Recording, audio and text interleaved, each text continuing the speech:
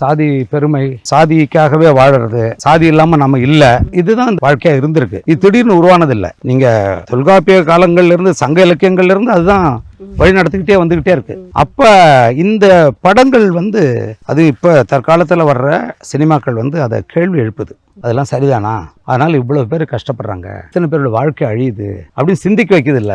அதை விட படைப்பு என்ன வேணும்? அதனால முழு படமே எனக்கு அது ரொம்ப ஒரு முக்கியமான படமாக தான் தோணுது. அது இளையராஜா இசையமைச்சே தான் இதனுடைய சிறப்பாக நான் கருதுறேன். விஜித் இதில் உரையாடலே குறைவு. நீங்கள் அது மனசுக்குள்ளே இருக்குது, அதை செயல் வடிவில் செய்யறதுக்கு தான் அவன் போராடிக்கிட்டு இருக்கான்.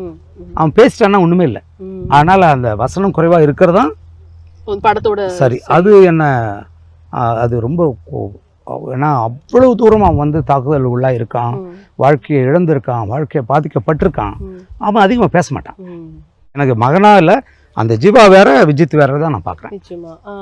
முள்ளுக்காட்டில் ஒரு சீன் வரும். அந்த சீன் உங்களுக்கு கண்டிப்பாக தெரிஞ்சிருக்கும். அது ஆக்சுவலாக நீங்கள் சொன்ன மாதிரி எனக்கு தாக்கத்தை ஏற்படுத்துனுச்சு அப்படின்னே சொல்லலாம். அப்புறம் அந்த பஞ்சாயத்து உறைஞ்சிடுங்க அப்படியே. இல்லை, அது மாதிரி எத்தனை ஊர்ல நடந்திருக்கு, எத்தனை பேருக்கு நடந்திருக்கு. நம்ம ஸ்க்ரீன்ல பார்க்குறோம், உண்மையாவே ஊர்ல நடக்குது இல்லை.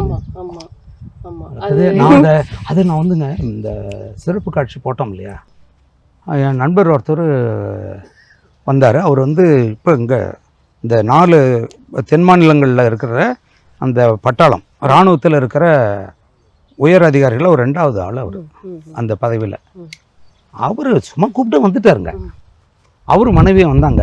படம் பார்த்துட்டு அவங்க போகவே இல்லை, எல்லோரும் போயிட்டாங்க. நாங்கள் கிளம்பணும், நின்று தவிக்கிறார் இங்கேயும். சார் நான் ஏதாவது சொல்லணும் சார், சொல்லணும். என்னன்னா அப்போ அவர் சொல்கிறாரு, நான் என் பொண்ணுக்கு கல்யாணத்துக்கு மாப்பிள்ளை பார்த்துட்ருக்கேன், 5-6 மாதமாக ஓடிக்கிட்டுருக்கு. ஆனால் இந்த படம் பார்த்த உடனே எனக்கு ரொம்ப அவமானமாகி போச்சு.